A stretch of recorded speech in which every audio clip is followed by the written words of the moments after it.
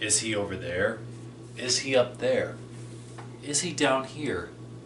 No, he's out there. He's out there follows a mother that takes her two daughters out to this remote cabin, and her husband falls behind because he's got work stuff, and it turns out that they're not the only three people out there. There's this mass killer with an axe and a fetish for leaving yarn tied to trees with other creepy stuff lurking in the woods, and that's the basic premise of the movie. I saw this movie on the shelves of Walmart, so I didn't know what to expect. I had never heard of it, and I kind of looked at the cover and I'm like, she looks familiar. And as I was watching the movie, I was like thinking of the name Yvonne Strahovski, who plays the mom, and I'm like, where have I heard that name before? Where do I recognize her face from? Then I was like, oh yeah, that's right. I loved her in 24. She was in my favorite season of 24, and she's also well known for doing the show Chuck too.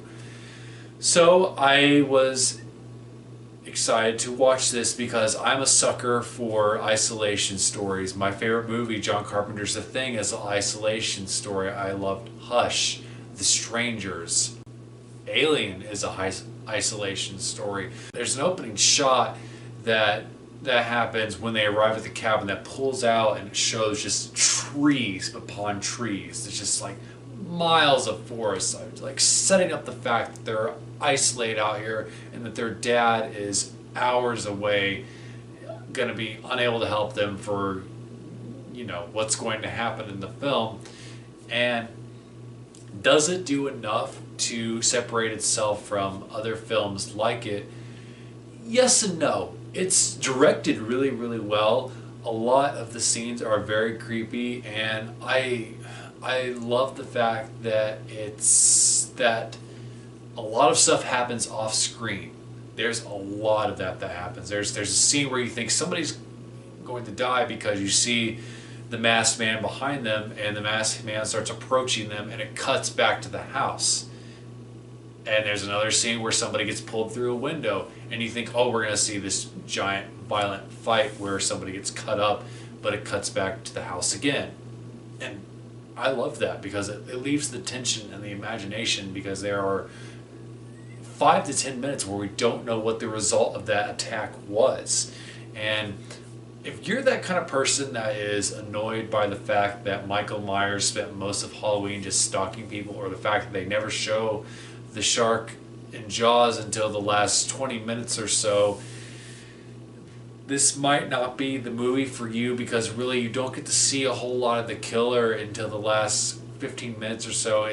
He's in the shadows a lot, or you see the result of what he does, and it's just good old-fashioned horror. And He's Out There it's one of those movies that it's fun to watch because it's thrilling and you don't know exactly what's going to happen next.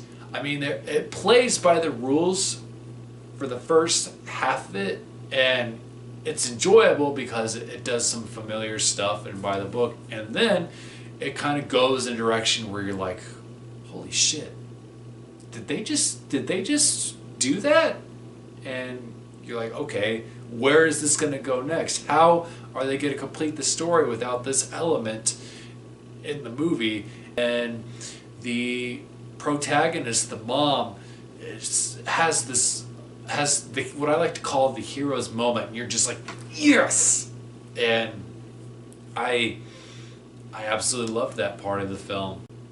Yvonne Strahovski is great in this movie. I loved her. She was believable as the mom, and I had to watch several interviews to figure out how to pronounce her name, and I'm still not confident that I'm doing it right.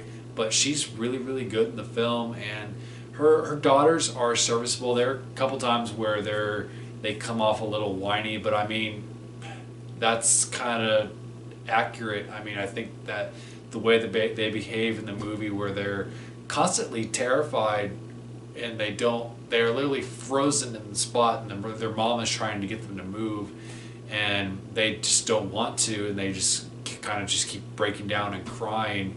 And I think that's genuinely how kids would react to this situation. And the house has a lot of personality.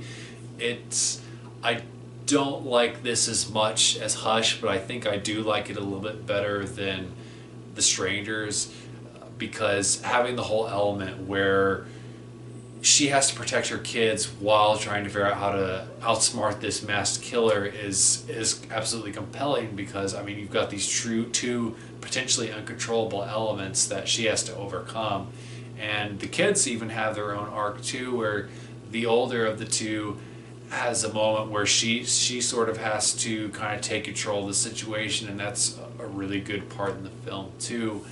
And overall, it's a good, worthwhile watch. I mean, if you go to Walmart or Best Buy, and I know that the Slinderman movie just came out on DVD, don't waste your time and money on that. It's absolute garbage. Get this instead. It's a good watch. I just wish that there was a commentary or even a making of track for this movie. It just has scene selections and those captioning for special features. It doesn't have any behind the scenes stuff, which I did find disappointing. But have you seen He's Out There? What's your favorite isolation movie?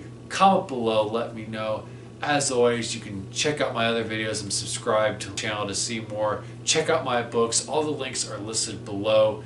Those are on Amazon, along with the first couple of chapters are free on my website. As always, thank you for watching. Bye.